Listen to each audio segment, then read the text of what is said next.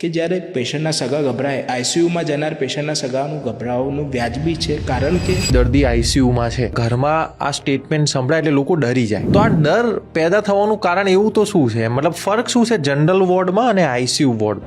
દર્દી કોઈ કોમન બીમારીથી બીમાર થાય અને હોસ્પિટલમાં એડમિટ થાય તો એનો પ્રોટોકોલ ફિક્સ હોય છે. ટાઇફોઇડ થયો, ડેન્ગ્યુ થયો તો આ દવા આપવાની અને સારું થઈ જાય, 3 દિવસમાં ડિસ્ચાર્જ થઈ જાય. આઈસીયુની બાબતમાં એવું નથી. આઈસીયુમાં પેશન્ટ ત્યારે જ એડમિટ થાય છે જ્યારે રૂટીન ટ્રીટમેન્ટ, રૂટીન ફિઝિયોલોજી એ આઉટ ઓફ બોક્સ ડેવિએટ થાય. કે દર્દીને ડેન્ગ્યુ થયો, 3 દિવસ સુધી કોઈ સારવાર લીધી નહીં, જાતે મટી જશે, કુદરતી રીતે મટી જશે, ઇટ વિલ ગો ઓફ, અને એ કોમ્પ્લિકેટ થયો એટલે બીપી ઘટવાનું ચાલુ થયું, પેટમાં દુખાવો છે, વોમિટ છે, ફ્લૂઇડ લઈ નથી શકાતું. એવા કેસમાં દર્દીને જ્યારે એક્સટેન્સિવ મોનિટરિંગની જરૂર પડે ત્યારે ઇન્ટેન્સિવ કેર યુનિટની ઓબ્ઝર્વેશનમાં મૂકવો પડે. કે જ્યારે પેશન્ટના સગા ગભરાય, આઈસીયુમાં જનાર પેશન્ટના સગાનું ગભરાવાનું વ્યાજબી છે, કારણ કે એ હાઈ રિસ્ક ઝોન છે અને મોર્ટાલિટી એની હાઈ હોય છે. પણ એવું નથી આઈસીયુમાં મોર્ટાલિટી હાઈ હોય છે, મોર્ટાલિટીનું રિસ્ક વધારે હોય છે એટલે આઈસીયુમાં દર્દીને લેવામાં આવે છે. અને it is not a last stage, it is a first stage of second life એવું કહી શકાય.